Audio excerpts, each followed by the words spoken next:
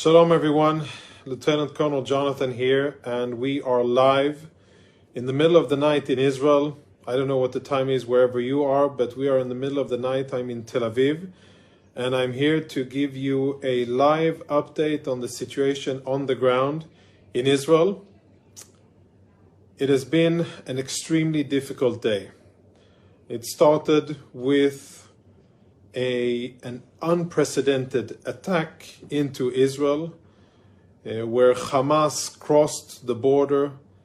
Hundreds of Hamas terrorists got in from Gaza into Israel, and their goal was to kill and abduct as many Israelis as possible.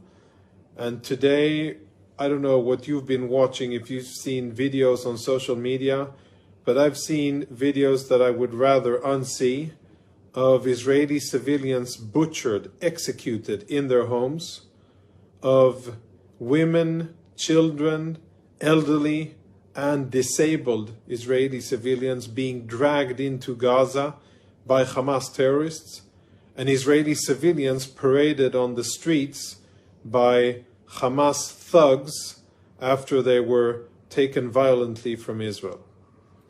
The numbers today are very, very difficult. We're talking about unprecedented numbers in Israeli history. Never ever before have so many Israeli civilians been killed by terrorists in one single day. There's more than 300 Israeli dead, and there's more than 1,500 Israeli casualties. Many of them, unfortunately, are severely wounded and may succumb to their wounds. Today has been a very difficult day, and unfortunately I fear that tomorrow will also be an extremely difficult day, because tomorrow the numbers and the names of Israelis killed or wounded or missing and abducted will become apparent. And a giant cloud of grief will descend upon Israel when so many families it will become apparent that their loved ones have been murdered by or wounded by Hamas. There is, unfortunately, sadly, a large amount of Israelis in the hands of Hamas in Gaza. As I'm saying this, I can't believe that I am saying this, but I am saying it. And this is also an unprecedented situation where there are Israeli civilians and military personnel in the hands of a terrorist organization. And we are not, unfortunately, talking about one or two. So all of this together, a multi-dimensional attack from Gaza into Israel, with hundreds of Palestinian terrorists that participated in the attack, with extremely difficult results on the ground. And I almost forgot that in the midst of everything, more than 3,000 rockets have also been fired at Israel today. And of course, adding to the wounded and killed in Israel, the civilians getting wounded and killed by Hamas. So when we look back at today, it is an unprecedented attack in its audacity, in its cruelty, and in its results. And since it's an unprecedented attack against Israel, then our response as the IDF will be unprecedented in scope and severity. And we will start to make Hamas pay a price that it has never paid before, because the audacity and the cruelty of their attack against Israel and against Israeli civilians, it's something that we won't let go unpunished. The videos that Hamas has posted today can only be compared to the barbaric images that ISIS, Daesh, and other crazy medieval jihadi outfit of terrorists active a few years ago in the Middle East. You may remember them, ISIS, Daesh. They used to behead people or torch them alive, or send gruesome videos of captives and people getting killed. That's exactly what we are facing today. And the cruelty that our civilians and unfortunately soldiers have faced today is similar to that level of lack of humanity that Hamas is displaying. But they will be punished for it.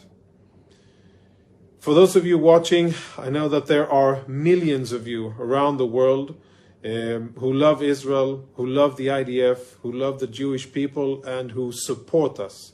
And we see that on our official accounts, we see it on social media, we get the messages, we feel the love, and we feel your genuine support for us, for the brave men and women in the security forces who are fighting as we speak, defending Israel. And I can assure you that it is extremely important for us, and I ask you to keep on doing it.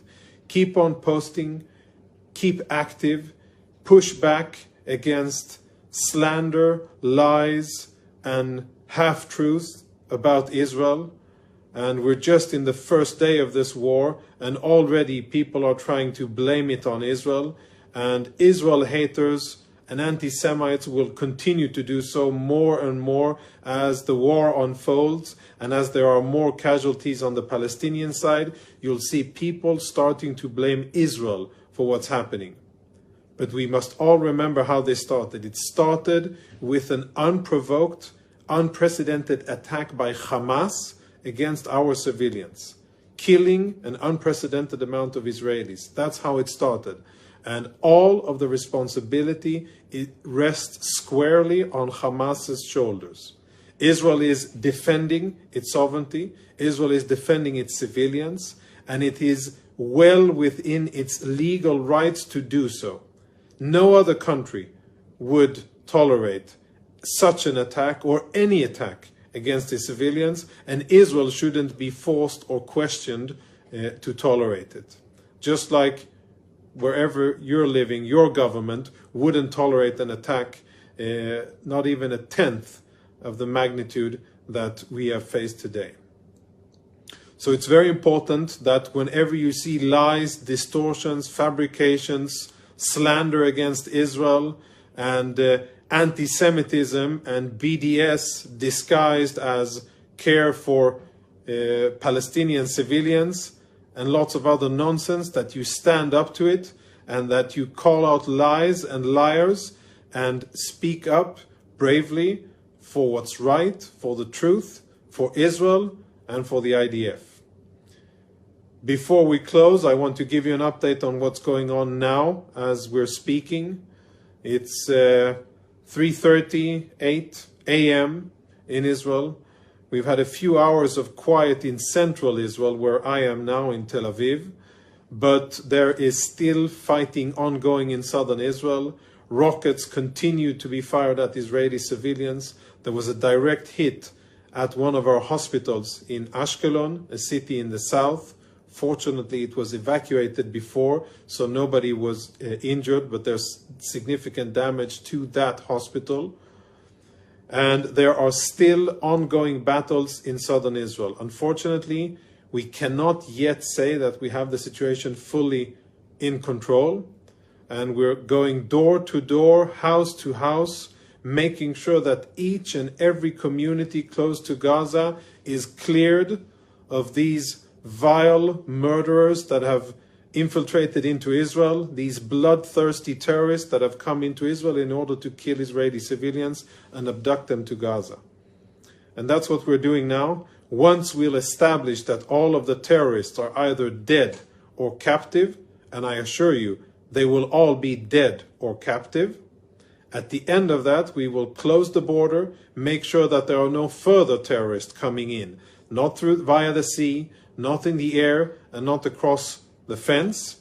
And then we will start to strike Hamas and make him start to pay a price for his act, for their act of aggression against Israel.